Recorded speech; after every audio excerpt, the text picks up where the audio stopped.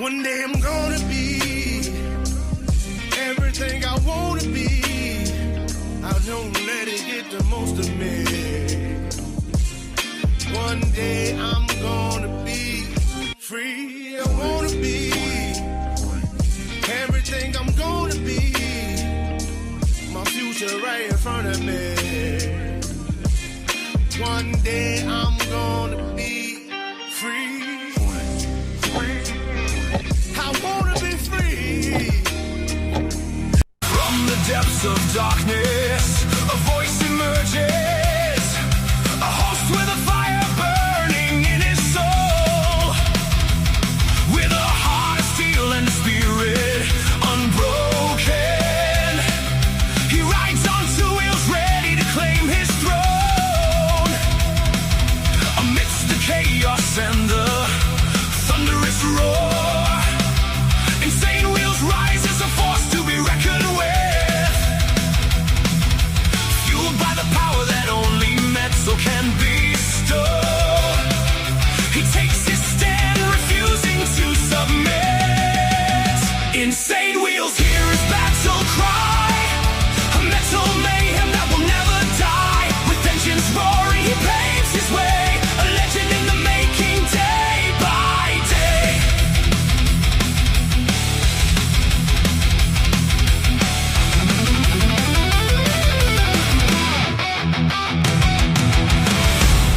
Good morning, ladies and gentlemen. Man, do we have a big morning ahead of us. Great to see everyone in the chat, man. We got a lot to discuss, as you guys can probably tell.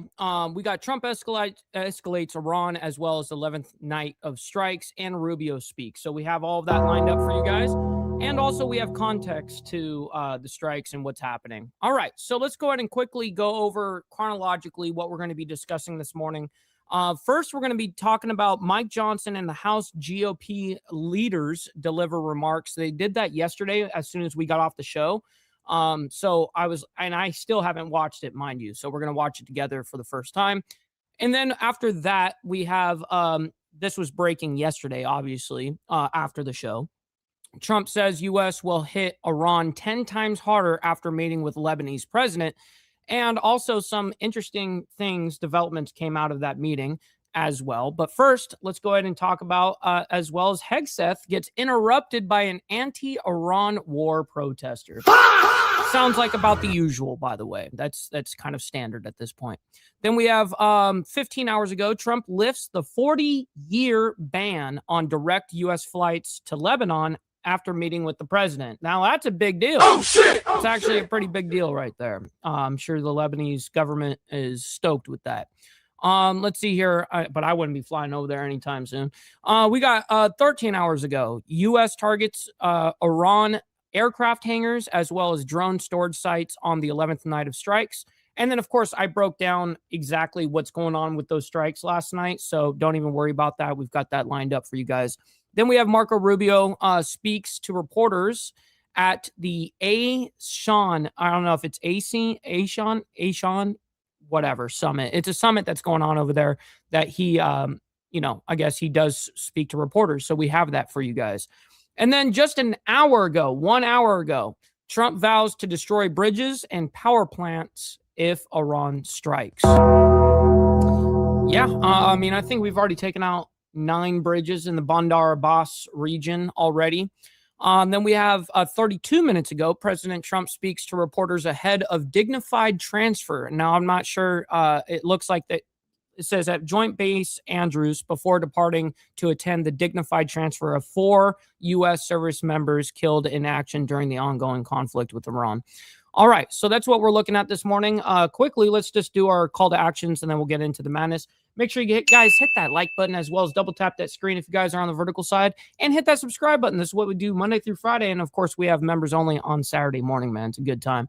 Now, speaking of members, please consider becoming a member, starting only at $4.99 a month, making sure we're not breaking the bank out there with anybody. But check it out. This is what allows us to be on these airwaves as well as have these lights on. So thank you guys for becoming members and staying members. Little side note here, follow my Instagram at BallValveTV, where I post everything behind the scenes of not only my life, but as well as the show, Millennial Food Time, breaking news, as well as politics, all that great shit. I actually just posted on the social medias as well regarding my political ambitions, with local government here in Alabama. But go check that out. And also, we have a Discord server for all of you legends as well. We break news, by the way, in there. We have a breaking news segment where I break minute by minute, like what's happening. For instance, like all military movements and stuff like that. Now, of course, do we break other news? Of course. That's what you guys see me doing on Insane Wheels. But we are minute by minute on the Discord. So make sure you guys join up on the Discord. Video description down below is where you're going to find the invite link. And last but not least, all super chats, super stickers, gifted memberships, and membership signups are, of course, all going to be presented live and shouted out onto the show. But if you guys like to skip that YouTube 30% brutal cut that they take from your hard-earned cash, we have these platforms that are scrolling around the screen at any time. You can donate to those, and I get 100% of the proceeds. And, of course, we'll read out loud anything that comes our way, just like a normal super chat. I've got my email up, and we're always going to be scanning. All right. Good morning to everybody, man. Let's see who we got in the building already. Let's see. We got coming in, we got Motobomb Virginia, by the way, and he rated us after the Coffee Crew. He has a show in the mornings, Tuesday through Thursday, and he and Carney Vanguard also rated us. I can't thank you guys enough for that. Let's see, we got Easy Frank in here. Good morning to you, kind sir. We got Mountain Woman. Yes, great to see you as well. We got Brother So Loud from the Boondocks, North Carolina. Yes. We got Naomi as well. Good morning to you. We got Vanguard Critters as well as Charlie Rose and Virginia Chaos, my man. We got Prez as well as AU. Appreciate you guys for hanging out with us this morning. We got Brother Glare in here as well as OG Steve Easy. Good morning to you guys, man. We got Mina as well. Good morning. Let's see. We're running our way down. I promise as fast as humanly possible. We got Jamie Lindsay. Good morning to you. Great to see you in the chat, by the way. Let's see. We got Gary, my man. Good morning. Running our way down fast as possible. We got Fabian. Yes, sir. Always taking shits over here. We got Bill Castle as well. Good morning to you. All right, let's go ahead and pretty much get right into it. We got 2-4 up there as well. Appreciate you. All right, let's go ahead and get into the very first story. This happened yesterday, basically right after we got off the live stream. So this is Mike Johnson and the House GOP leaders deliver remarks. Let's go ahead and see what they got to say. We're only going to take the front half. Really, I'm not going to sit here and take a whole bunch of questions. If it's out of context, I'm just like, we have so many stories to get through this morning and a lot of information that's important. And sometimes, I'm just going to be honest, governmental officials don't always say important shit. So anyways, here we go. Well, what I find very interesting is how the radical left feels they need to What a way to start it. hide what their policies are. They soften the language. They invent nicer labels. They call themselves democratic socialists, almost as though they're ashamed to tell the American people what they actually believe. I mean, they should say it loud. They should say it proud. What's up, Rabbit of Chaos? Good morning to you. Sorry for skimming over you. I just see it right now. Appreciate it. So let's call it what it is. It's communism. And I'm glad y'all are reporting on it. That is exactly what we need, because that is exactly who the left is. They don't need little nicknames like the Democratic Socialists of America and these acronyms. I'm going to be honest. She's not necessarily wrong, but her voice definitely irks me. Tell the American people what you believe in. Communism. And of course, communism arrives wearing a face. It never arrives wearing a face. Oh, is that today, by the way? Steve Easy says, hopefully they don't pass the NDAA today. It's a pork-filled bill. Yes. And is it tied in, by the way? Is that whole thing tied into the Save America Act? Please let me know. I hope they kept that separate, but knowing them, they probably merged them. Of who it really is, right? At first, it sounds compassionate. It promises fairness, security, a government powerful enough to solve every single problem and provide for every need. Then, little by little, the promises kind of go away. And what happens? Those promises go away and it gives government more control. A shopkeeper is told that his business no longer belongs to him. A farmer is ordered to surrender the land that his family has farmed for decades. A father, what's up, brother KP? Good morning to you. Actually stops talking freely at his own dinner table because he's afraid of what his children might say in school. Interesting. I'm glad that they actually kept it on standalone rather than them trying to merge it into the Save America Act, because truthfully, I do want the Save America Act to pass, but if they were going to merge the U.S. and Israeli military intelligence and all that with that bill, I would have said automatically no. But yeah, anyways. The next day. And eventually, that's good. Slowly, the country that promised everyone everything can no longer provide the basic needs. And just look at the images behind me. Let's get These the lights people up. are not waiting in line for a luxury item. They're standing in the bread line in the Soviet Union. Men and women bundled against the cold, parents waiting for hours, a line stretching down the streets towards a store whose shelves... Actually, you used the wrong there too. It's they are all sausage wallets, by the way. May be eventually empty when they actually get there. Think about that for a second and just look at those images. Images reaching, imagine for 1 second, reaching the front of that line, finding nothing and returning home empty-handed to your family because you've now become dependent on the government, right? The radical left wants you to believe that communism has never really been tried. Well, it has. It's been tried again and again and again. And you know what? It's failed every single time. What's up, Brother 13? Shout out to my man. Hopefully you're enjoying your Whip 'em Out Wednesday so far. Definitely know the hell we are. Let's get it. Oh, shit! Oh, shit! Oh, shit! Communism tries to make you dependent on the government. What's up, Profac? And let me share with you one adage that I teach my children. I don't want my children to be dependent. I don't want my children to be dependent on anybody. I don't want my children to be dependent on their spouse. I don't want my children to be dependent on me. And I sure don't want my children to be dependent on the government. And that's what communism does. So wait, children should never rely on their parents?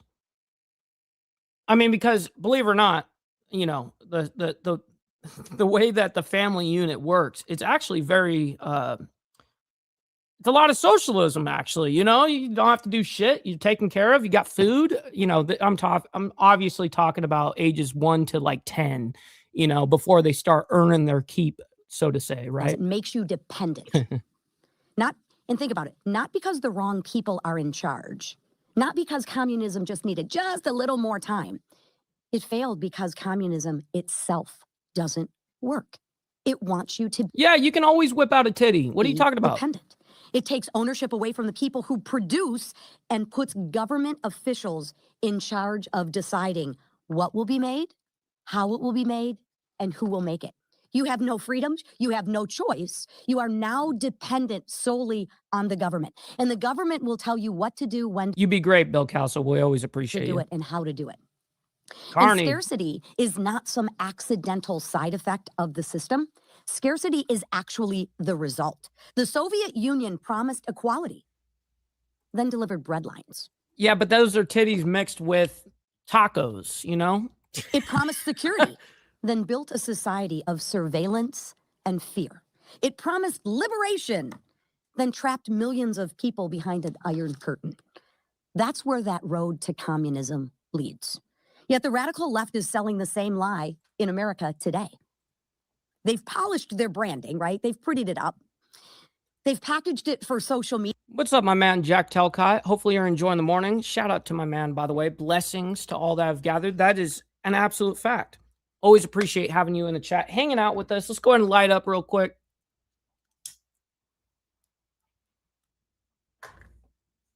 Because these idiots all make me, you know, we need left-handed tobacco, counterclockwise tobacco to get through anything. So let's go. Marketed it to young Americans and college campuses all over the world. They've packaged it as compassion, and they've made... What's up, Carrie? Good morning to you, by the way. Promises that they can't keep. But a friendlier name does not change the ideology, and it certainly does not change the end game. This is no longer confined to the margins. Communism has taken root in our universities, our largest cities, and it has taken root in the Democratic Party. Every attack on private property, every demand for greater government control, and every lesson teaching young Americans to despise capitalism drives those roots deeper. That's why every single Democrat voted to raise your taxes. They want to take your hard-earned money. What's up, Texas Gidget? Hopefully you're also enjoying the morning so far. Definitely know that we are. Good morning. and make sure that that hard-earned money goes to help somebody else. Because somebody has to pay for everything that's free. Because last I checked, the farmers don't farm for free, the teachers don't teach for free, and grocery stores don't give away free food. Somebody actually has to pay for that. Just ask them who's paying. Usually the government. I'm going to tell you, it's the producers. Government subsidies and a whole bunch of shit. What are you talking about? Americans will never become a communist country. We can never let that happen. And who's standing in the way? House Republicans are ready to stand in the way. We will expose communism's record. It's not an abstract political debate, but a warning written across the faces of the people in this photograph. We need to— By the way, Fabian, that that clip that you're referring to right there in your comment is one of the best clips of all time, bro. I actually got to find it. Remember history, because we do not want to repeat it. People who were promised everything by their government, left waiting in the cold, waiting for a loaf of bread. America must never become that country. But stopping communists requires more than trimming back its most radical proposals. We have to dig it out at its roots. And that's what we as Republicans will continue to do. Just look at the Democratic Party. They are divided right now. We are united. We believe in freedom. Found it. We believe in traditional American values. We believe in capitalism. And we believe in people. We believe people should, and will continue to control their own destiny, not the government. And we will dig it out by our roots. And the person who I want to introduce you to next is Nicole Meliatakis, who has— Hold on. Before she goes into this any further, real quick, we got to get into some important things over here, bro. We got to get into very important, pressing things. Where is it? I just saw it. Here it is. You ain't get me. I got you. Where the— It's got a laser on him. Oh, it's tiring. I'm hot. Don't taste me. That shit just stings. My favorite is pineapple juice. You that? Put your hands behind your back. Pineapple Palms juice. up. Put your hands behind your back, both hands. It's warm. Stay just like Safe that. Cross words your for ankles. quitter. Ooh. Cross your We gonna ankles. take pictures? Stay just like that. You What's up, understand me? Ashton? Good morning. Bring your ankles up to your butt. Swap man, what's my safe word? Bring your ankles up to your butt. What's my That's how safe far word? I go. You think I'm at Pilates? Stay just like that. I think I'm gonna have a heart attack. I'm out of breath. It was fun. Just scaring him. What you doing? What are you doing? Ooh, oh, that's cute. Stay just like that. Stick this hand up just like that. Don't move it. Word. Can I change it to peaches? No, let's take pineapple juice. I like Pineapple juice. Oh, watch your hands, boy. That's my. Don't do that. That's my lighter. It don't work. Don't do drugs, kids. Those are my quarters. You want to put those in your pocket? That is change. You know how long it took me to acquire those? Some of those are limited edition. Well, that's my flash drive. Don't look at it unless you want to see Big D. Big dick. That's my wallet. You have no. Ooh. And watch your fingers, booty hole man. He's strong. Epic. All right. That's enough of that. That's enough of that. We had to just get it out of the way. Embrace our fuck ups over here. That's what we do. Absolutely. Let's go ahead and actually just do that while we're here. Beat yourself up over past mistakes. You are going to fuck up again in the future, quite possibly in a most spectacular fashion. Why worry about yesterday's fuck ups when you have tomorrow's fuck ups to look forward to? You are a fuck up, and fucking up is part of your growth process. Embrace the process. We're embraced over here every day. Every day. Never changes. All right, let's go ahead and see. I want to see Mike Johnson speak. I really don't care about this broad that is about to come speak. I really could care less, going to be honest. I care less about all these guys, actually. Let's go ahead and get past the bullshit and see what Mike Johnson's going to go ahead and say up here as well, which is probably also going to be bullshit, but let's see.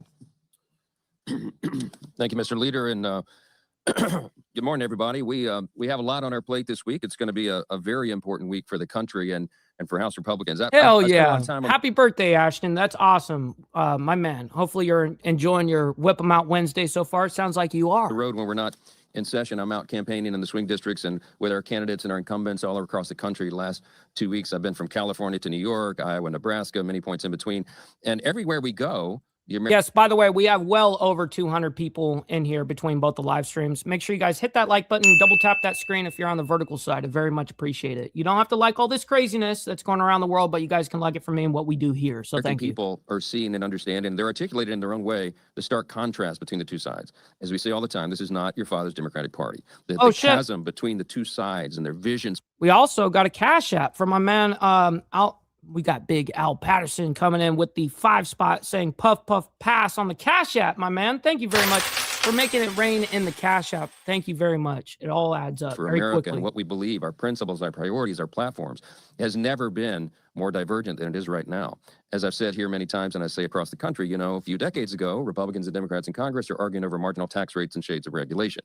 Now we are quite literally in a contest to determine whether we're going to maintain our status as the world's great superpower, the greatest nation in the history of the world, as a constitutional republic, or we're going to tear that down to the foundation like the communist Democrats want to do and go down this dark road of Marxism. Not on our watch. We're not going to do that. What's up, Brother Beezer? Good morning to you. I am very confident. In Drive fact, safe. I'm very enthusiastic about the upcoming midterm election because I believe that people are beginning to see this, and it is going to motivate voter turnout for true Americans who love their country and want to keep it.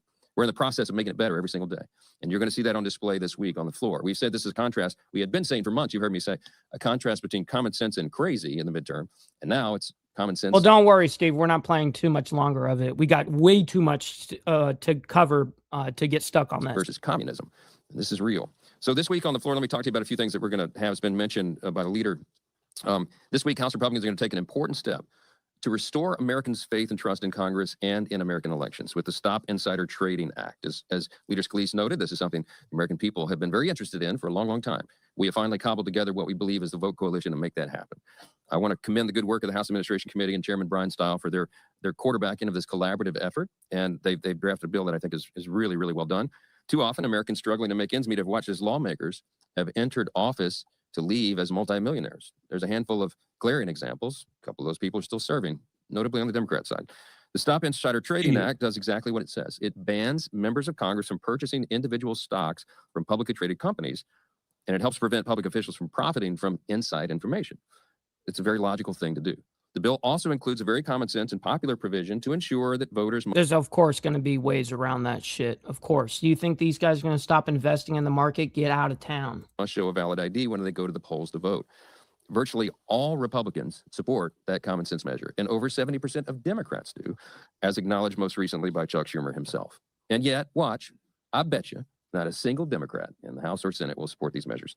Democrats only talk about corruption. Republicans are actually delivering real solutions to actually restore the public's faith in our institutions because we believe in this country. We believe in our matchless Constitution that is the envy of everybody around the world. And we believe on the 250th anniversary now is a very important time to stand on that.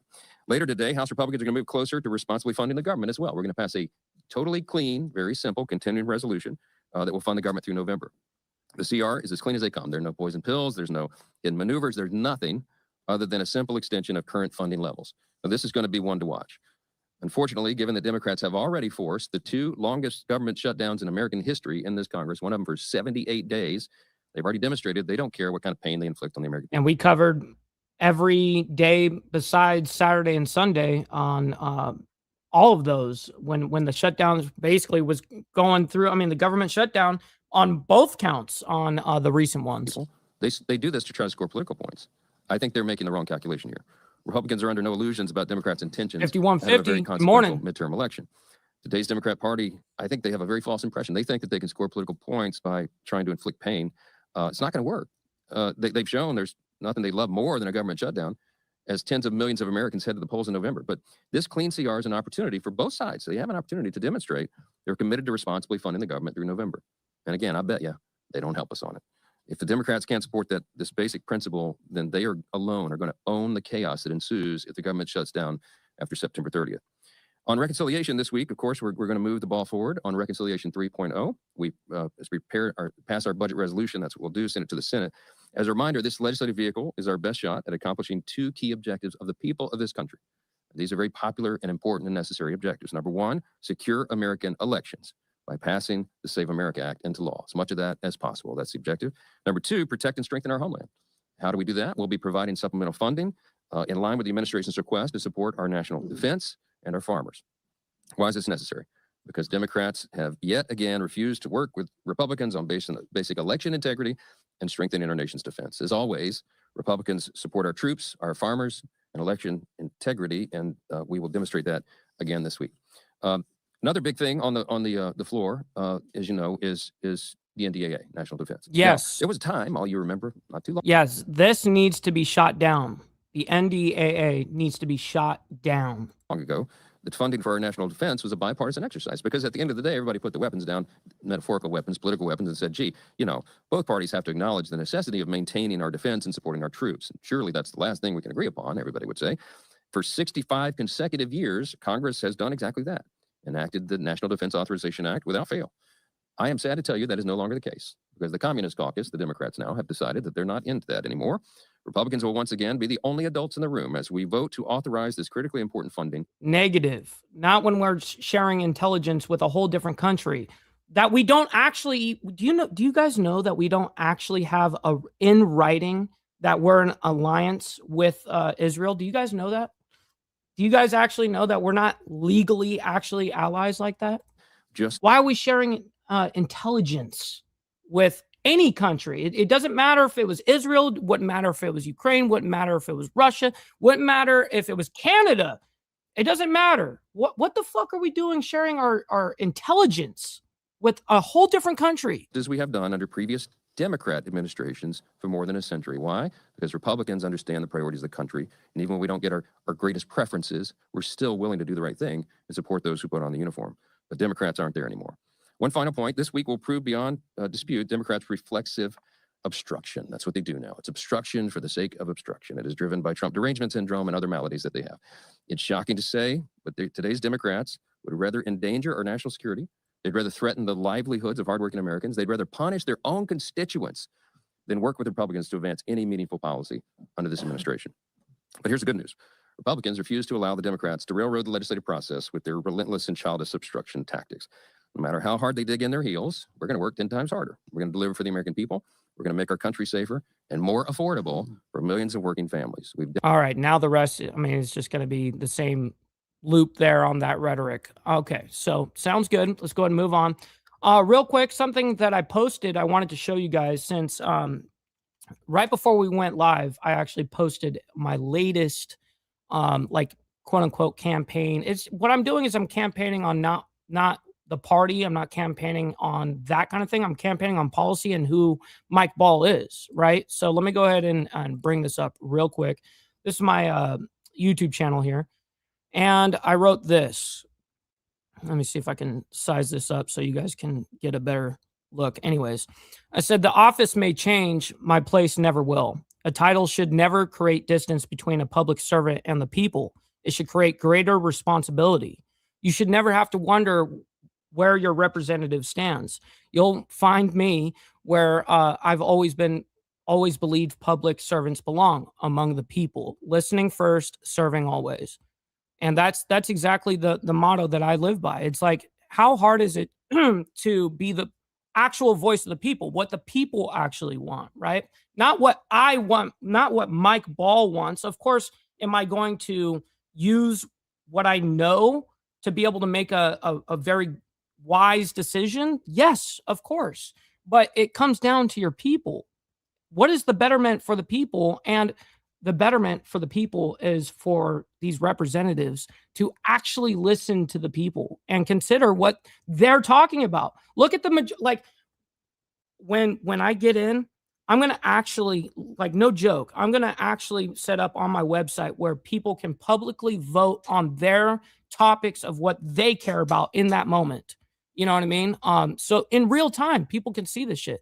I've got a whole bunch of great ideas for these kind of things. But anyways, let's go ahead and get into this next story here. So we're going to talk about Trump for a second. This was yesterday. Trump says U.S. will hit Iran 10 times harder after meeting with Lebanese president. Yes, because Trump did a bilateral meeting with the Lebanese president or whatever yesterday. So here we go. Thank you very much. It's a great pleasure to be with the president of Lebanon. He's highly respected in his country and actually long beyond his country. We've spoken previously on numerous occasions through representatives, and the relationship is very good.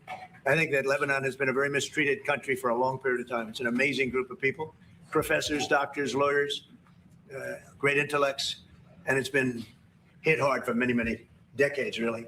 It's been hit very, very hard. And yet I have people that live in Lebanon, people that are parents of friends of mine, many cases, and they would never leave. They would not leave under any circumstance. They love it. They love the country. And it's probably a dangerous place in a lot of ways, but they live in areas, they say, we hear bombs going off all the time, but we want to live in Lebanon. They love the country. Very smart people, very successful people, and they live there. But it's been a country of great intellect, great intellectuals. They still love it. They want to be there. And we're going to help it. We're going to help it a lot. So it's an honor to have the president and your representatives here. We've already met a couple of times, and we've had some good meetings. And we are going to solve a lot of problems. We've already solved some of them for Lebanon. As you know, there's a Hezbollah problem, but we've done some things. Oh, shit. Stephanie coming in, by the way, with the 15-month membership, by the way. Very much appreciate you saying good morning, beautiful people. Good morning to you. Great to see you. Thank you for the 15 months. That's epic. That's what allows us, you guys being members is what allows us to do this Monday through Friday. And then, of course, members only on Saturday morning. And, of course, that's me giving back, not necessarily looking for anything after that, because you members support this. So thank you for that. That I think the world will take notice. Again, it's been a very badly treated place and country, and we're going to have it properly treated and treated with respect that it deserves. And Mr. President, it's an honor having you. Thank you very much. No, thank you. Thank you. I've been looking forward to this visit for a long time. Thank you. I'm just glad that he speaks English. Meeting such a great president like Dealing with the translations and all that kind of shit, as you guys know, that watch Insane Wheels. There's many times that it gets so confusing with all of the talk back and forth. yourself. That's a very nice thing. See, he knows how to get to me. He can have anything. Now he can have anything. Would you like to say something? No, really, I would like to thank President Trump. Really. Yes, by the way, before he says what he's going to say, we've got 277 people in here between both the live streams. Let's get the likes up, everybody. I know this is all crazy. That's stuff in the news and all that shit. You don't have to like it for that, but you guys can like it for me and what we're doing here on Insane Wheels. So thank you for that. And his team for the historic visit and for the historic achievement that we did together by signing the framework with the ultimate objective of ending the state of hostility between Lebanon and Israel forever. I think, Mr. President, this will be your legacy. Together, we'll be able to achieve this objective. It's about time for Lebanon and for the whole region to be stable and secure. And I know your vision is peace, your vision is stability, and I think my vision coincides with your vision. And together, I think we will be able to achieve and to score success in that regard. I agree with that. I do agree with that. And you have tremendous spirit on your side. You have people that love that country, and they're going to make it work. We're going to make it work. Right. Thank you very much. Mr. President, I have two questions. And we'll take a couple of questions just because their front monologue right there in the top was only 3 minutes long. So we'll take a couple of questions and then we'll move on. Questions, one for you. President Trump, as you work to expand the Abraham Accords, Lebanon still enforces a 1955 law criminalizing contact with Israel for over 70 years. You previously stated What's up, GEG? Good morning. you would push Lebanon on this issue. And there's some people still going to prison last month. So did you raise it you will raise it with President Trump today? Well, the Abraham Accords have been, I think, a tremendous success. I think you're going to see a lot of countries joining pretty soon. As you know, we have our original group, and it's so successful for them. Economically successful. It's been that. Brother So Loud with the 10 spot coming in with the super chat saying, we love the truth. Thank you, brother. Absolutely. Very much appreciate you. Thank you for the 10 spot. Goes a long way in the chat, my man. Thank you for dropping it like it's hot. Nobody left, even during this time of conflict. So, no, I think Lebanon has a very important place. What is your level of concern of a blockade of the Red Sea by the Houthi rebels, opening up another front in the We'll war? see what happens. So far, it hasn't happened, might happen. But we take care of things. If something like that happens, we take care of it. You know, we've done that with the Houthis before, and we haven't heard from them in a while since we did what we did originally. That was about 45 days of very powerful action we took against the Houthis. And we've had no problem with the Houthis. They've had no problem with us for a long period of time, including during this conflict. I think that if there is something like that, we'll just have to take care of business. Speaking of the Lebanese parliament rejected the agreement between Lebanon and Israel and he said it's a sedition. It's going to cause civil war. He's the speaker of the Lebanese parliament and he speaks for Hezbollah. He's Hezbollah's big brother. What do you have to say about that? Well, maybe I'll let you speak to that. Actually, the framework doesn't require the endorsement of the parliament. Okay, it's part of our constitution. It's a prerogative of the president, and we are committed to it. And I think the speaker of the parliament is really wants to see the end of this war. He's from the south, and he knows he did his best to rebuild the south. But unfortunately, the south being destroyed in front of his eyes. So he's actually supportive of what we are doing. But we need to be careful. His position as a speaker and as a leader of the Shia community, we have to understand how critical is his position. But I can tell you that Speaker Berri is a man of state. He's supportive of what we are doing, and he's supportive of ending the state of hostility, ending the war once for all. I think when he sees, because I've heard that, he's a good person, good man. And when he sees the progress made, I'm sure he's going to come on. We'll take one or two more, but I really want to get him saying, you know, in the regards of if Iran, because it says right here, Trump says U.S. will hit Iran 10 times harder after meeting with Lebanese president. So that's if Iran strikes any of the regions or whatever the case is. But I'm not going to listen to 30 minutes of this to just get that little bit. TV from Lebanon. I have two questions, please. When will the Israeli army fully withdraw from Lebanon? Is there a clear timeline for that? And last question, please. Last week, you met with the Iraqi prime minister and discussed him or described him as handsome and saying he could become one of the best leaders in the Middle East. What's up, VPS? Happy Whip 'em Out Wednesday. Great to see you in the chat, my man. Good morning. Which one are we talking about? The Iraqi prime minister. Yes. How do you describe President? So I'd say he's handsome also. And I think he could become one of the most important leaders in the Middle East, actually, if we do this, because they've been trying to do this for decades, right? Decades and decades. So if I made that statement about somebody else, I would put him in the same category. When the Israeli army withdraw from Lebanon, is there a clear timeline? They're in the process of doing that. They're in the process of redeploying to other sections. And again, they get along very well. That was a great agreement they signed with Lebanon, and they're redeploying. Mr. President, the Lebanese army needs help, and the United States said that it's very important for the Lebanese army to take over the villages that Hezbollah withdrew from. Well, how are you going to help them, and how this income is going to be speaking about that today. Ensure that you will be in the We'll south. be speaking about that today with the president, and we have some very concrete plans already in store for that, with others going in and helping. But they're also becoming much more self-sufficient. And we will be speaking about that. That's one of the subjects we're going to be talking about. Mr. President, my question is, sorry, Israel, the Lebanese army said today that Israeli forces opened fire in proximity to the Lebanese trying to deploy in one of these pilots. Okay, I really don't care about all that shit regarding Israel. I really care about what's going on with Iran, you know, but of course, we're going to have to listen to 30 minutes of him trying to, I mean, just to get that one question. No, we're not doing it. We got to move on. All right, we got too much to go through this morning for us to get hung up on that. Okay, Hegseth interrupted by an anti-Iran war protesters. Now, these kind of things are kind of just normal. You know, at this point, I mean, it's just totally normal for these kind of things to happen. But I didn't even see it yet, so let's go ahead to testify on President Trump's supplemental funding request for the Department of War. As you know, we live in a dangerous world that requires bold and swift action.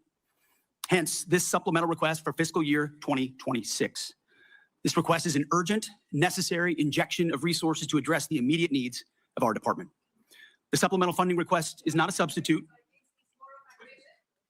There it is. 90 million people. Your hands are bloody. Of 17 Americans and 4,000. The witness will suspend until order is restored in the committee room.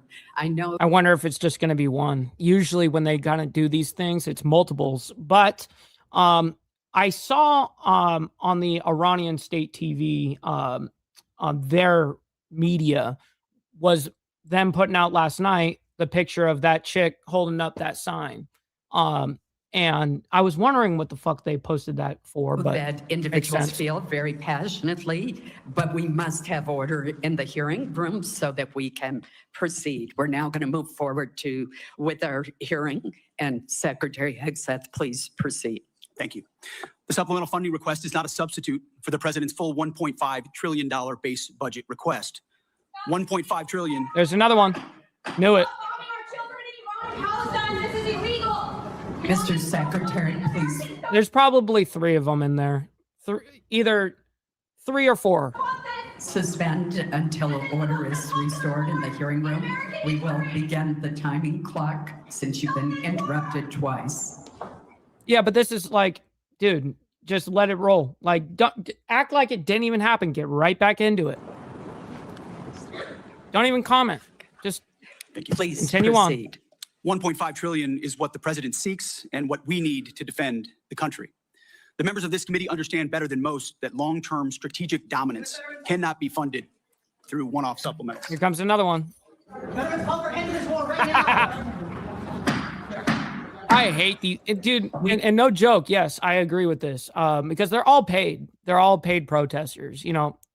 And you know what's interesting is these paid protesting political theater, if you will. It's been happening forever. We will have order in the hearing It's fucking room. annoying.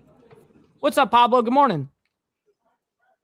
Mr. I was number 3. Secretary, please proceed. Collectively, the budget proposals submitted under President Trump follow a simple logic. Here it goes again. I would ask that the Capitol Police, whose professionalism I admire, and remove those who are seeking to disrupt the hearing. Please proceed. President Trump's following a simple logic. The military requires a generational investment to deliver on peace through strength. We know the best way to create peace is to prepare for war, to deter it. And that's exactly what the Department of War is doing, building a force so capable that it would be absurd for anyone to challenge it. As the direct result of neglected priorities and gross negligence that ignored threats left over from the previous administration, President Trump inherited a set of global and domestic crises, deferred maintenance almost across the board. Instead of steering the ship through gathering storms, former leaders let our military languish through social experiments and globalist appeasement. Sheer weakness. Under President Trump, we have built a different type of department. The Pentagon is no longer run by bureaucrats. Instead, it's led by combat-tested veterans and world-class business leaders who are running the department like a business, and tech titans who are bringing lethal innovation to the battlefield. We're also at a different moment, and we cannot afford inaction. If we don't make critical investments right now in tech, in compute, in AI, in autonomy, in space, our adversaries who are already making these types of investments could outpace us. Without these funds, we face critical shortfalls that threaten our ability. Well, without me getting deleted from the platform here, I'll just say that we got involved because of a different country, different country's ambitions. And then, of course, what also happened there is Trump has had a boner for Iran since the 80s. Okay, he's been, if you look historically at what Trump has talked about Iran and his rhetoric for since the 80s, he's had a fucking hard on for them the entire time. And I think he knew that in his second term that he was going to do this. To also simply pay our service members, rapidly replenish equipment and munitions, and sustain vital operations without disruption. This supplemental request serves 2 purposes: sustain our military readiness to meet this year's new demands, and accelerate critical capabilities to replace and augment those we have used in contingencies. But make no mistake, this is not a one-for-one replacement. We are upgrading and we are modernizing across the force. On the readiness front, we requested $21 billion. This will fund military pay, replace much of the equipment utilized during recent operations, sustain forward deployed forces, and grow personnel and strength while stabilizing mission-critical fueled shortfalls and supporting the National Guard. On the capability side, we requested $46 billion. These funds will expand production lines and accelerate delivery of high-demand munitions. We're talking about solid rocket motors, JDAMs, hypersonics, and counter-drone. No, I did not see that, by the way. And I wonder if this was it for the protesters. It looks like it probably was. Wow. Okay. All right. Well, we'll move on. That was about 5. And I think that was during his opening statement there. All right. So Trump lifts 40-year ban on direct U.S. flights to Lebanon after meeting with the president. So that's actually crazy news, by the way. That is humongous news. I know there's a lot of things going on in the Middle East and stuff like that in regards to the United States as well, but and it can be a little interesting, the allegiances the alliances that happen during wartime and what happens like that. So here we go. I'm Andy Mack, a leader from the Middle East inside the Oval Office today as President Trump pledged to help. And then after this, we'll be talking about the last night's strikes in Iran. A lot during that Oval Office meeting with the Lebanese leader. The U.S. has championed peace in Lebanon, but has also been increasingly distracted by a new round of escalation, reigniting a war in Iran. These are the moments that President Trump greeted this leader before the bilateral meeting in the Oval Office. Vice President J.D. Vance, others, Pete Hegseth, in attendance of this one. President Trump also made a surprise announcement after that he'd allow American carriers to resume direct flights to Lebanon for the first time in 40-plus years after the U.S. suspended those routes. Let's be joined right now here on Live Now from Fox by the Associated Press, Will Weiser. Will, thank you so much for joining us. We're going to get into that flight that was resumed, but let's talk first about the meeting in general. And we see these quite often. How cordial was it between President Trump and the Lebanese leader? I think it was very cordial. They met for about an hour. And I'm only going to get this front monologue here, and then we're moving on. And the president of Lebanon basically made a point of saying that Trump was a great president and that his legacy would be promoting peace and sort of stability throughout the region, throughout the Middle East, and throughout the world. And Trump, immediately sort of made a joke and said, "No, he gets me. He gets sort of what I'm about, and now he can sort of have whatever he wants." So that was a sort of a light-hearted moment. But they met for about an hour total. The president said, that the U.S. would help Lebanon and would help Lebanon sort of, obtain peace and sort of the respect that it deserved after years of conflict, but there's still some very tough issues to be resolved. The discussions, the talks that are going on in Washington that the U.S. is actually helping to mediate are implementing a peace plan that would see Israel draw down and begin to sort of pull out of parts of Lebanon, especially southern Lebanon, in their conflict with Hezbollah. But we're still in early days. We've already had reports today that both sides. What's up, Dragon Classy? Good morning. Sort of shot at each other. There are no sort of casualties, but it's very sort of tenuous what's going on. And while President Trump was quite complimentary on a lot of what he said, there wasn't a lot of detail there. And the devil's always sort of the details as we go forward. Okay, that's really all we needed to really hear. But the only reason why I even let him speak is because he is, a reporter over there for the Associated Press. So, all right, that's enough of that, though. Quickly, let's get into these strikes. We're not going to. This is like obviously what we're talking about as the main subject. We always cover all these kind of breaking news stories, obviously. So this is what I put on our thumbnail. 11 nights here, and of course let's go ahead and get pretty much right into it. You know what we haven't done, though? We haven't done the money part, so let's just do that. All right, just get the money part done.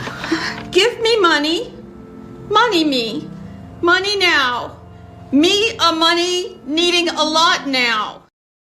Now those are actual factuals. Denied. But I still love you guys. All right, let's go ahead and bring this up and see if they are presenting on here any of the actual locations. If not, we actually have the map of and the video of the areas that were struck. So we'll see if this has it. You're watching Live Now. I'm Austin Westfall. Let's track the latest in the Middle East. We are hearing an update from U.S. Central Command saying we have yet another consecutive night of strikes in the Middle East. They just posted this. Let's read it. On July 21st at 8:15 p.m. Eastern Time, CENTCOM successfully completed the 11th consecutive evening of strikes against Iran. CENTCOM assets targeted Iranian military operations centers, maritime capabilities, aircraft hangars, drone storage facilities, and military logistics infrastructure to further degrade Iran's ability to threaten commercial shipping in the Strait of Hormuz. It continues. Over the past 3 months, Iran has attacked more than 30 commercial vessels transiting the international waterway that's vital for regional and global trade. The unwarranted attacks have endangered hundreds of innocent mariners and undermined freedom of navigation. Despite Iranian aggression, the Strait of Hormuz remains open for commercial vessel transit. Since early May, CENTCOM forces have helped facilitate the transit of approximately 900 commercial vessels and 450 million barrels of crude oil. Meantime, Fox's Jennifer Griffin saying that the U.S. is announcing that they believe to be what they believe to be the death of an active duty soldier who was supporting overseas operations in Jordan. They say Sergeant Angel S. Rampersad, 28 years old, of Ozone Park, New York, is believed to have been killed in action during an enemy attack at the airbase in Jordan. The incident is under investigation. CENTCOM previously announced this soldier as missing. The soldier's status was updated to a duty status, whereabouts unknown, and is believed to be deceased, according to Jennifer. So those are some of the latest updates coming out of the region. A live depiction of the Strait of Hormuz, courtesy of Marine Traffic. Let's bring in retired Marine intelligence. Now, they're going to bring in Hal here, which is great. And I am going to hear his front monologue. We're not going to go through the rest of this because until we get into, they're showing the strait over here in Yemen. So I definitely want Hal's perspective on that. And then we actually have the strikes for you guys. So, or the actual information of where and what was located, what was hit, all of those things. Officer, national security analyst, and host of the Strat podcast. Hal Kempfer, as always, he's here with me. Hal, let's just get in immediately to the strikes taking place. U.S. CENTCOM just confirming moments ago that there was another consecutive night, 11th night. What's up, No? From what you're hearing, are the strikes still ongoing? As far as I can tell, they are. I haven't heard that they've actually completed all of them. Of course, the thing I'm going to be watching for closely is to see if there's any strikes that are not attributed to U.S. aircraft. That would indicate to me that maybe one or more of the Gulf states have finally decided to do some strike missions. That was something that came up earlier as a possibility because there were some unattributed strikes that took place in Iran. So I'm kind of wondering about that, particularly as Iran's kind of opened or broadened out the attack portfolio they've been doing by hitting desalination plants and power plants in Kuwait and hitting a variety of other targets in the Gulf states. So, Hal, you and I were talking offline about some reporting coming from the Jerusalem Post. There's so much going on in this conflict in the past 24 hours ago. I want to talk to you a little bit about some internal politics and otherwise going on in Iran. We need to talk about the Houthis today. We need to talk about the Saudis today. We're going to get to all of that in a moment. Yes, there is a lot of moving pieces right now. And I want to start off with Mojtaba Khomeini, though. He is the supreme leader. He's the new supreme leader of Iran. We've talked about him quite a bit on air. He's in the news again. The Jerusalem Now, those are pictures from 2019, mind you. These are not recent pictures of this guy. Post saying that Iran's foreign minister, Abbas Araghchi, admits to having never met with Mojtaba while Iran was negotiating the now defunct Memorandum of Understanding with the U.S. Folks at home might notice that we really don't have a whole lot of visuals of Mojtaba. He has a couple of photos here, and some people might be wondering, why don't we have more? That's because we have not seen him since the war began. I need to ask you about this reporting from the Post, Hal. What do we know about the new Supreme Leader's presence since the war began? His presence is basically non-existent. He will write notes, pass notes over to his handwritten notes, literally, and his team will go out there and put it out to the media. That's pretty much that. So that's enough of that. I've already answered that for you guys. Let's go ahead and get into a little bit of the war. Kind of goes out and to say that he may, nobody's seen him. No, okay, obviously we know that. Now I want to get to Hal's perspective on the strait over there by Yemen. This is a very, very strategic oil shipping route, not only for oil, but all cargo going through to Europe, believe it or not. And so I'll show you guys the actual shipping lane and all of that here in a second. But I do want to hear what Hal's perspective is on this particular thing right here, because right now the Houthi rebels just announced that there's going to be a blockade, which is already, I guess, being implemented against Saudi Arabia, using that because of the recent things going on with Saudi and the war. Snarl not only global shipping in one major artery of global shipping, but now we're talking about two different ones here. So we have this map to kind of give people a loose idea of what this piece of geography looks like. We've all become so familiar with what the Strait of Hormuz looks like. This is yet another strait that we should familiarize ourselves with. A declared blockade of Saudi Arabia by Yemen's Houthi rebels has the potential to widen this war. It could further disrupt global oil supplies. It could further disrupt international trade.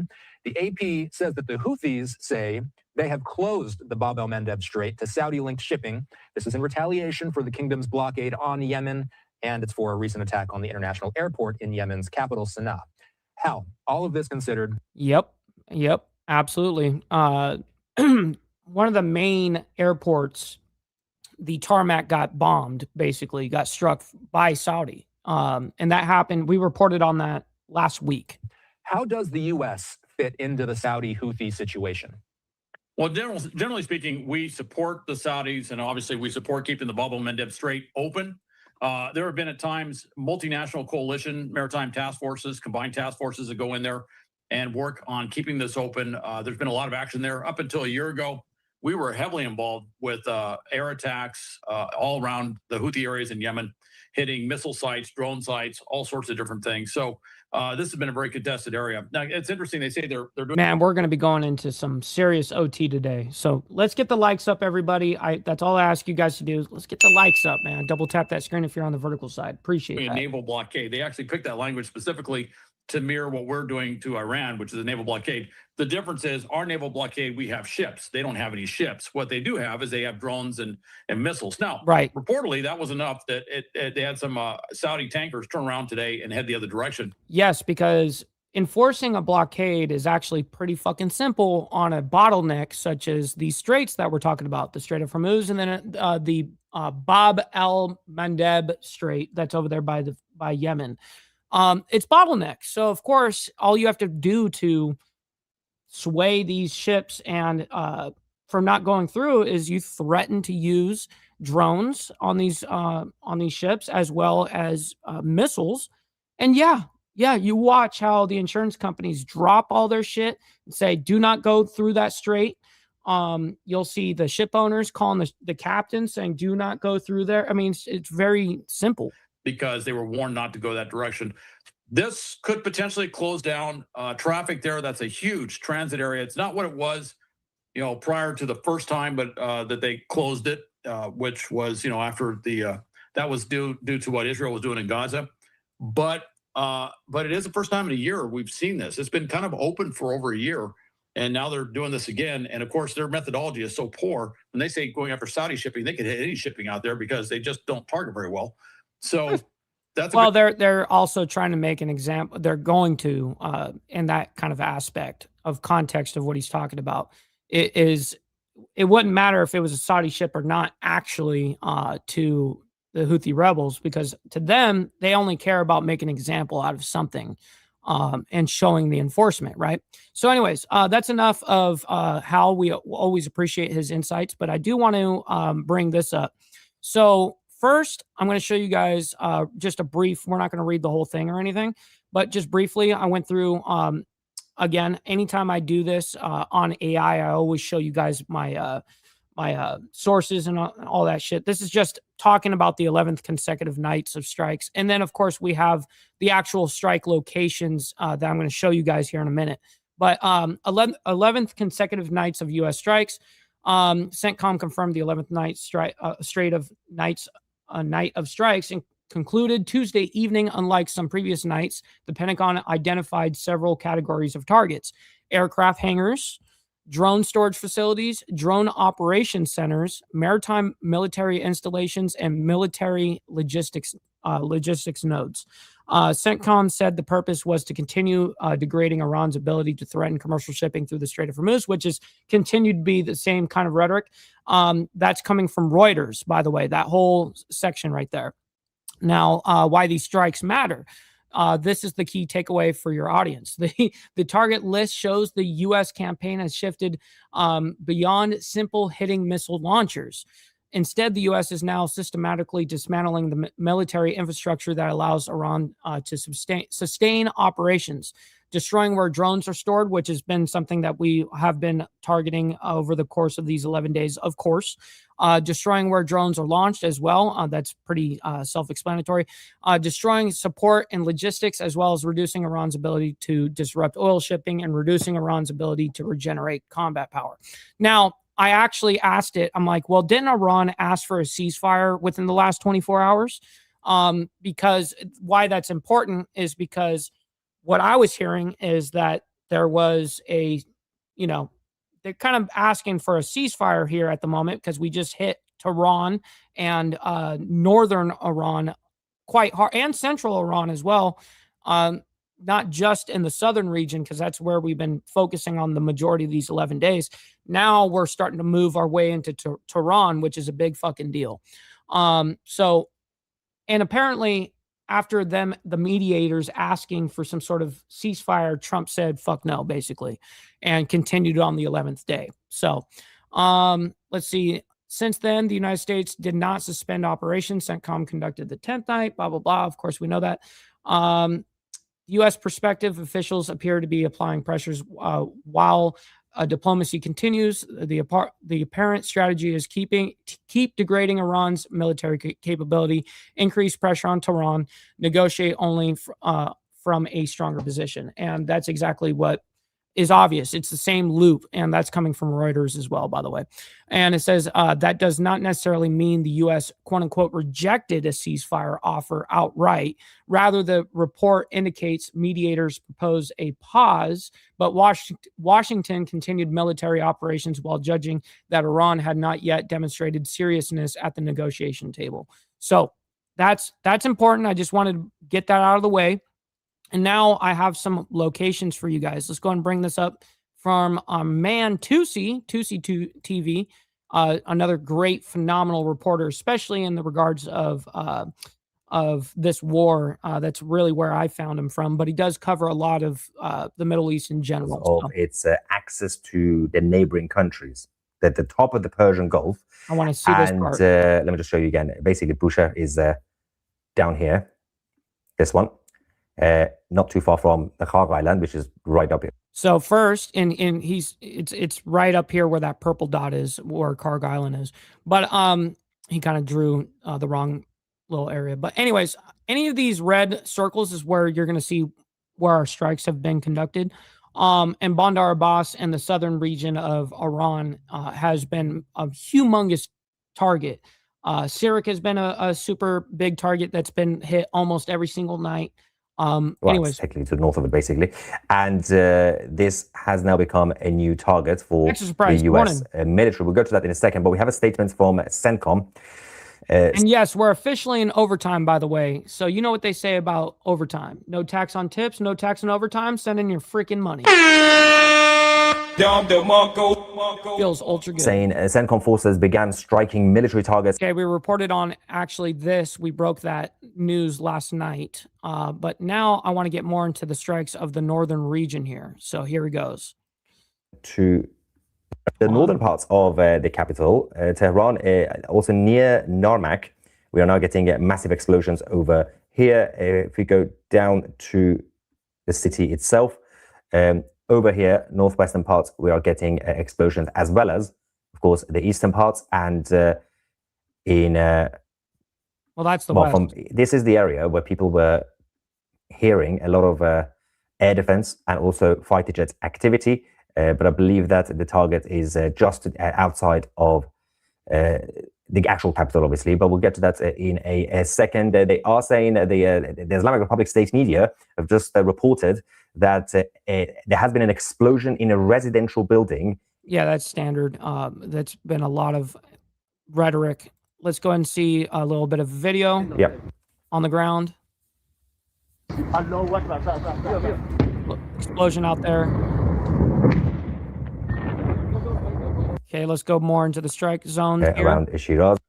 Shiraz it's still escalating. It has been a few hours. Now he's showing like all the way down, the southern region, and Bandar Abbas is of course one of the main targets. And then in the southern region, we have struck this region almost every single night as well. Like way down by the border here at the bottom, we have struck that over and over and over again. But let me just quickly show you the situation there, and then I think there is a bit of a statement coming out in a minute.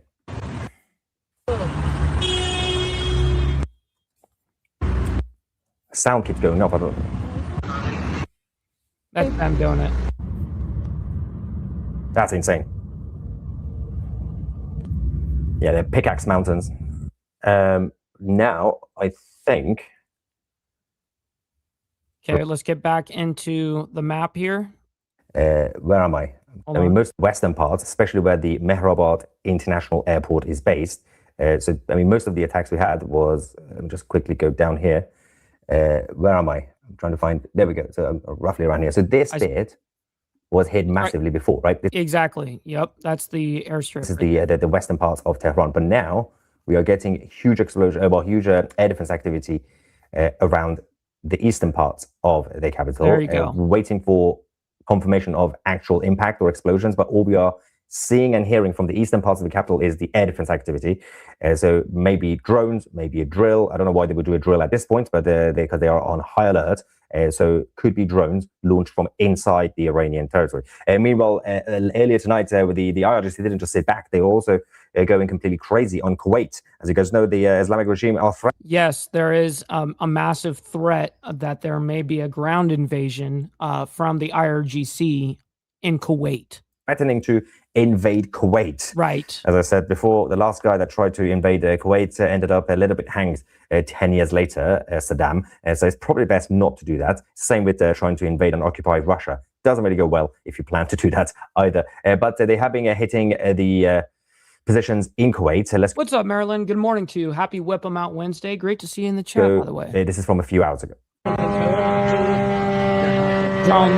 That's a drone.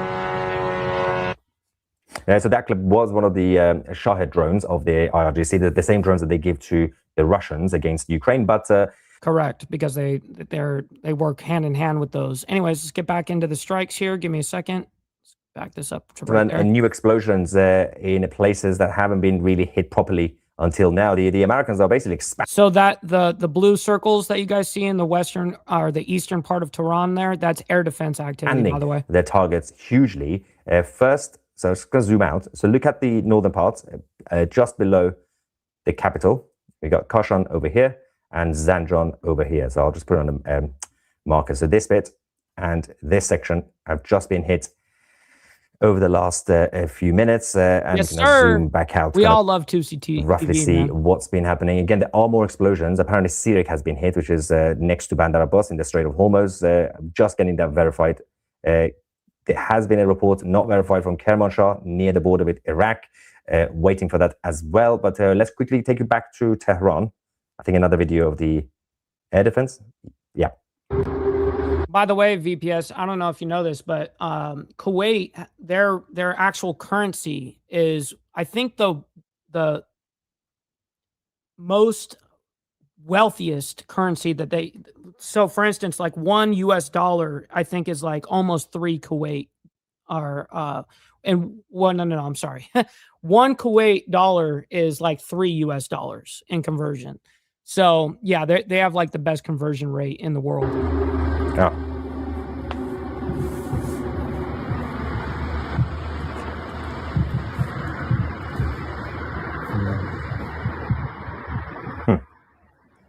Okay, we didn't really see too much on that clip, but I'm sure there's. Oh, it's going to continue. But hold on, let me get back into strikes again. Between Tehran and Karaj, based in the west of the capital, southwest. But I think we're getting an update from the eastern parts, northeast of Tehran. This is a very interesting location. So if I show you, so this is the capital, you can see with all the dots on top of it, right? Roughly speaking, from anywhere from around here to here, this, and you get to the northern parts of it, it's basically mountainous. You've got huge mountains. But this area is the location and the safe houses of a lot of the senior figures of the regime. Ali Khamenei, the former supreme leader, during the 12-day war, for a while, he was actually in a bunker in the northeastern parts of Tehran, and the IDF did hit it a couple of times. They didn't manage to eliminate him. Northeast of Tehran is where all the rich senior figures of the regime basically have their houses, but also linked to underground bunkers. They're not just staying in the living room or a bedroom. Let's quickly go to the video we have from there, I believe. Let's just double check.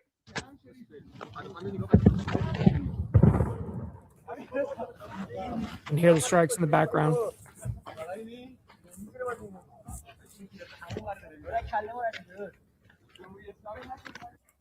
So exactly, yeah, we don't know what's going on. There hasn't been any hits. I can't confirm any impact, any strike, military base. I'm here though.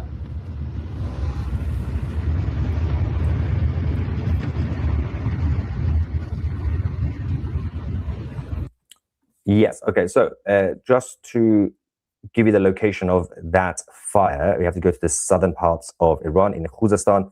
Ironically, actually near where the arrow is roughly located. It's down here, Behbahan. So this is where what we can probably just at this point call it a massive fire. Nope. There we go. There we go. So that's the massive fire following the strikes by the US military. I'm going to quickly take you back to Tehran in a second, but yeah. Let me just double check. This may have been one of the clips we haven't seen, or have we seen? Let's watch this. Oh yeah, we haven't seen this. You can see the dots, the white lights. That's the air defense. Not sure what they're... That's actually when they actually make contact and explode in the air. They're hitting, but... Okay, let's go back to the strikes. Give me a second. Let's find an update here. Okay, going my on. brain doesn't work right now, but let's just stick to this. Let's go to the west. Elam is literally to the west next to... So these are all the strikes that we did last night. Iraq, and I should probably just go to the city. There we go, there. And also the west of Kurdistan, Barne has been hit a couple of times as well. So the western parts, the border cities and towns are getting hit massively again. The last few nights, couple of nights, we've had the US military targeting the borders, which is interesting. But President Trump has also been shifting the tone and the narrative again over the last day or two, not just in terms of rejecting the ceasefire offer that came from the Islamic Republic through Pakistan and Qatar, but also he started to talk about the political prisoners in Iran and those who have been massacred by the regime. Earlier on in the Oval Office, he was talking about the protesters. Let's quickly go to that, and we have some more updates about those who are being executed. Extinguished, but I believe that by doing what we did, by terminating Iran, who's very evil people leading that country. You saw the number of protesters that they killed, 52,000 plus. I put a couple of them up today, young kids, they kill them. They kill them like they're candy. It's crazy what they do. They treat them so badly. They're just killing people just at random. Over 52,000 people, and nobody talks about it. But if I didn't do the attack on their nuclear sites, or if I didn't terminate the Obama agreement with Iran, which was an absolute hit. The JCPOA he's talking about. On having them that was a road to a nuclear weapon. And our deal will be a wall. It already is. They can't have a nuclear weapon right now. We'll take them years. Yeah. Now, thank you, Misty. And hold on. Let's go ahead here and actually get into more of the strike zones. Which is getting worse and worse, by the way. This is the most insane story. So Shiraz is this city in the south of Iran. I'll just put on there. This one, where the Shiraz wine came from. 2 Iranian citizens in this city have now been sentenced to death. Why? And it's kind of crazy, but it has to do with, I believe, medical aid for the ones that were protesting. They weren't even protesting themselves. They were giving aid to, injured people that were in the protest, and they're being sentenced to death. Do you think that they rioted? Do you think that they committed treason? Do you think they did some sort of armed attack on the police? Nope. Did they protest? No, they didn't even do that. What is their crime that they're going to be executed in the next couple of days? All they did, they were medical professionals. They provided medical treatment to the protesters who were injured during the uprising.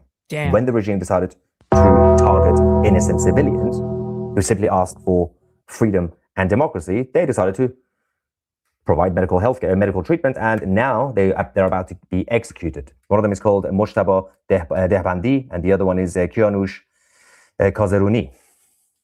All they did was do their job.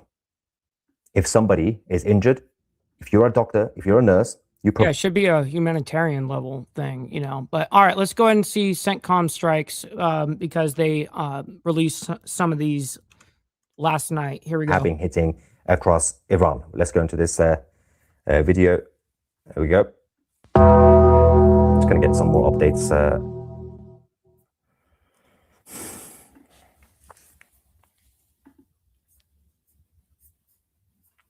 Okay.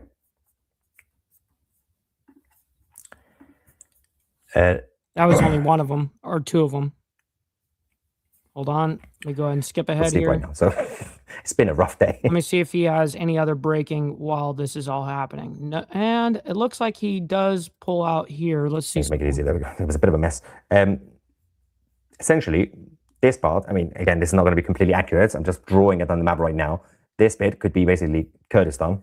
But what you're actually getting is that the Kurds from here, which is Iraq. Oh, so he's answering somebody's super chat, I believe, on that. Okay. Anyways, let's go ahead and move on. Secretary Rubio speaks, shows right here, speaks to reporters at ASEAN Summit. Now, I'm not sure what ASEAN Summit really actually is, but we're going to go ahead and bring it up anyways. Let's go ahead and figure out what it is together. There we go. And I do want to chime in here as we do have a Secretary of State, Marco Rubio, now taking questions from reporters as he is in the ASEAN conference over in the Philippines. ASEAN. That's okay. It went quite long. Is that does that give the impression that the meeting was tense? And can you give us a sense of what we got to translate? You know, translations always take longer and back and forth. Well, we talked a lot about the visit in September, and that was really the gist of it. It's just to create the groundwork for another positive visit. I think President Xi will have a very positive visit when he comes to Washington. Look, these are the two most powerful countries in the world, particularly economics, but also, I mean, we have to have a relationship, and obviously there are areas of great differences. Both sides will acknowledge that. We'll have to work through those, and I think these differences will exist for the foreseeable future. And our job is to sort of manage those so that they never get out of control. We're obviously always going to defend our national interest. And I expect they'll do the same as they define it. But I think there are some areas of potential cooperation. So the work we need to do between now in September is to identify what those areas are so that we can lay the groundwork for a very positive visit to Washington and in September. And so we talked a lot about that. Was there disagreement on election interference? We didn't discuss that topic. Mr. Secretary, are China and Russia giving targeting information? Oh, by the way, this came out around 4:30 a.m. my time, Central Standard Time here. So this is all brand new stuff this morning. Very devastating to U.S. troops. Look, all I would say is that, anytime you're in a combat zone like that, there's danger associated with it. I mean, at the end, this actually proves the point that this is what Iran has been investing its money in for the last 20 years. And Russia giving targeting information? I'm not going to discuss that other than to say that nothing that's happened, nothing that China has done has in any way changed the trajectory of of what you're seeing in terms of the conflicts we're having with Iran. And in fact, in some cases, they've actually been quite cooperative with regards to what they potentially could have done but didn't do. I think the Chinese, and I'll let them tell you, but I don't think they're big fans of what Iran is trying to do in the Straits. In fact, they've said so publicly that they oppose tolling or any sort of restraint on freedom of navigation in the Straits. And, we hope they'll continue to say that. And it's important that other countries say that as well. President Trump asked a similar question. I'd like to pose it to you. Is the U.S. strategy to strike Iran into submission? And why do you think Iran is not giving in right now? Well, look, the United States is... Here we go. Iran's in a lot of trouble. I mean, at the end of the day, they obviously don't have a free press that reports on for example, you guys will report on the impact it's having on the U.S. economy and gas prices and this and that. They don't have that in Iran. But I can tell you they're facing hyperinflation, runaway inflation, high food costs. These are all pre-existing. They've all gotten worse. They've suffered a tremendous amount of damage to their military infrastructure, but they've also spent 20 years taking every penny they have and not spending it on their country. They spent it on sponsoring terrorist groups and building up their missiles and their drone systems. And this is what you're seeing them use now, which is greatly diminished, is exactly the conventional shield that they were going to hide behind to pursue a nuclear program and challenge the world to do anything about it or face the wrath of what they were doing. A year from now, Iran would have had so many missiles and drones that they would have been behind a conventional shield that would have given them immunity to do whatever they wanted. So right now, however, I can just say, here's what's happening. It's pretty straightforward. Ships are trying to go through the Straits and they're getting blown up.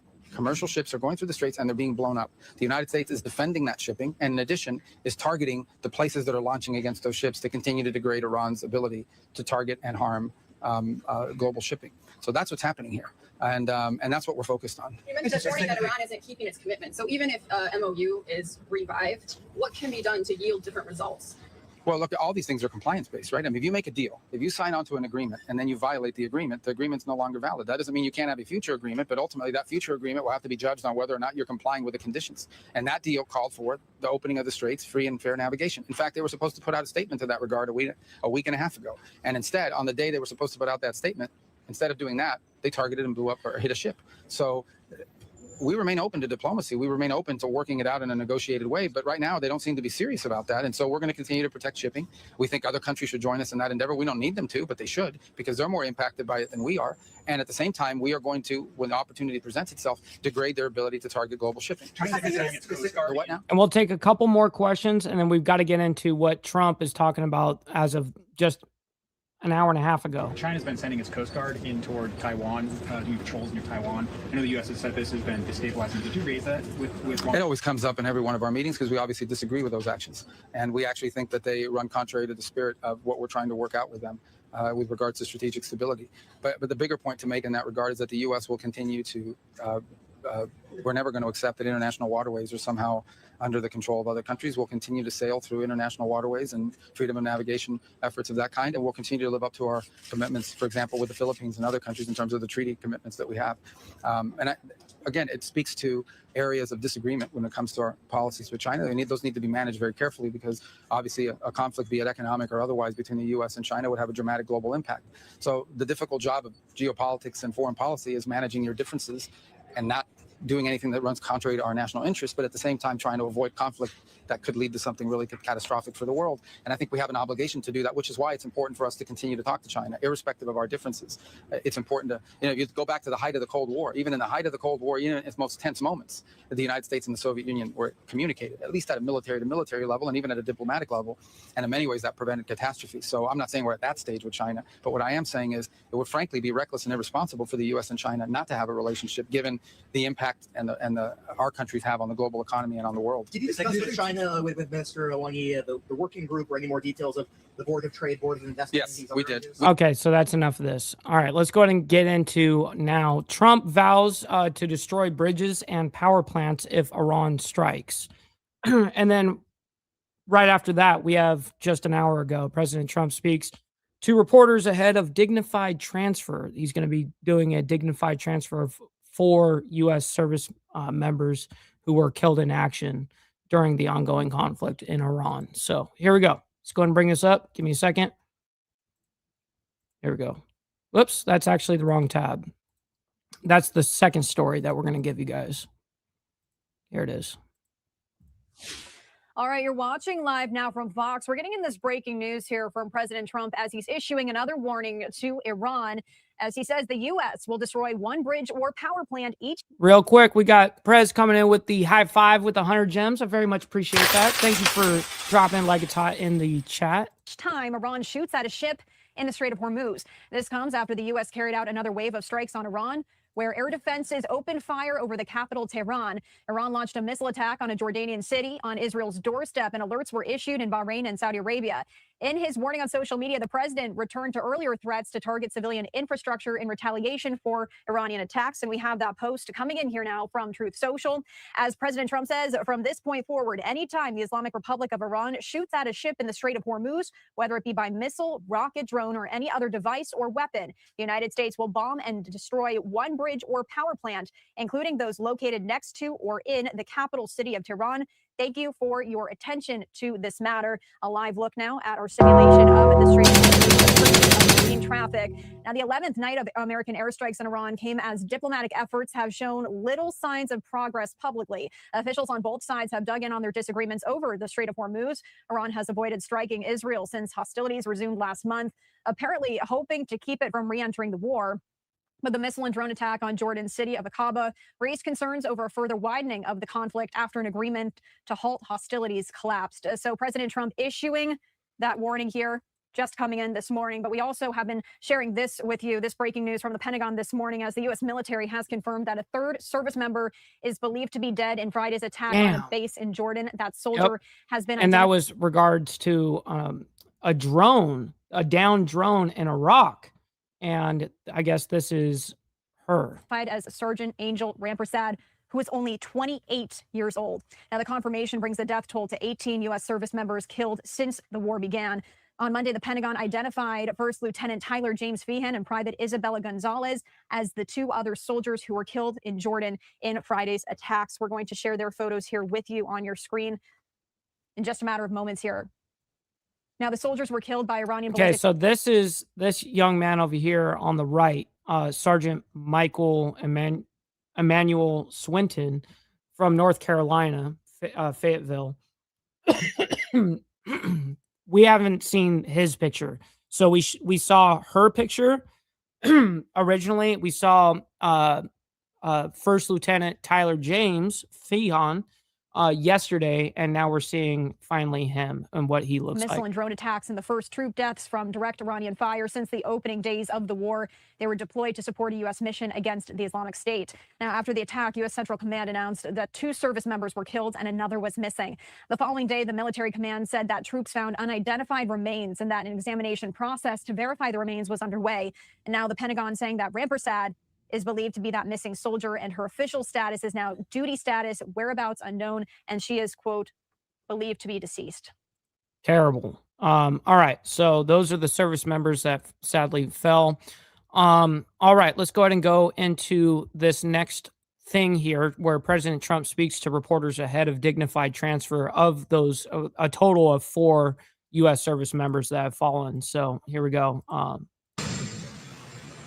It's at Joint Base Andrews right here. We're going to Dover. I guess some of you are going with us to honor our heroes, and they are indeed great heroes, actually.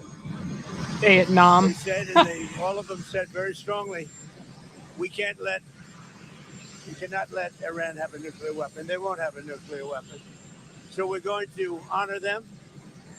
And no, she wasn't talking to you. She was talking to a guy named Adam in the chat. one of the hardest things to do. For me, it's one of the hardest things to do as a president. But has to be done. As we go to honor these soldiers, do you have an update on the investigation as to how they were killed in Jordan? No, they're doing that. That'll be released. There was a report you know what? that it was Iran targeting barracks. I don't know. Well, they're going to pay a big price. They're being decimated. Is that report inaccurate? Yeah, please. Sir? What you say to families of fallen soldiers when Americans are wrongly against this war? How do you ask them? Well, Americans aren't against the war. A poll just came out. Americans don't want high gasoline prices, but they're not against the war. That just came out loud and clear in a poll. Nobody wants Iran to have a nuclear weapon. Do you want Iran to have a nuclear weapon? You think it's good? Go ahead. All I'm going to say is we love you. We love your child, and that's what they are to them. They're their children. There's no games, no nothing. That's their child. And all you can do is throw out your heart. Thank you. Thank you very much. That's it.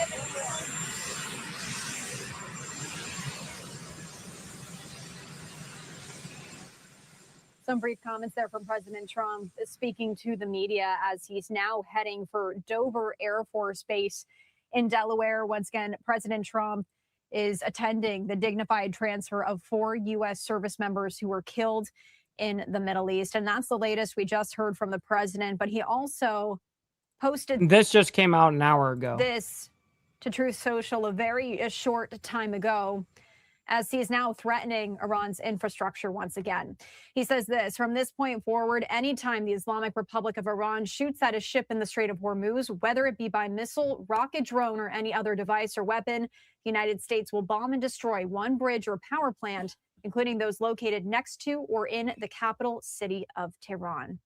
We are going to step away for a final commercial break. All right. So listen, ladies and gentlemen, that wraps us up as well for the morning. I can't thank each and every single one of you guys enough for hitting that like button, engaging in the chat, donating, all of those things. It allows us to continue doing what we do Monday through Friday. And then, of course, members only on Saturday. So thank you guys. All right. Listen, we'll be back actually tonight for the Diamond Effect. We're going to be discussing a lot of what is happening in Iran, and we're going to be discussing the domino effect of if this continues down this line, where we're going to end up. So anyways, we'll see you guys here tonight, and then for more of the World's Madness report-wise, will be tomorrow morning. So anyways, much love, honor, respect to you guys. Be safe out there, and much love. We'll see you guys very soon. From the depths of darkness, a voice emerges, a host with a fire burning in his soul, with a heart of steel and a spirit unbroken. He rides on 2 wheels, ready to claim his throne. Amidst the chaos and the thunderous roar, insane wheels rise as a force to be reckoned with.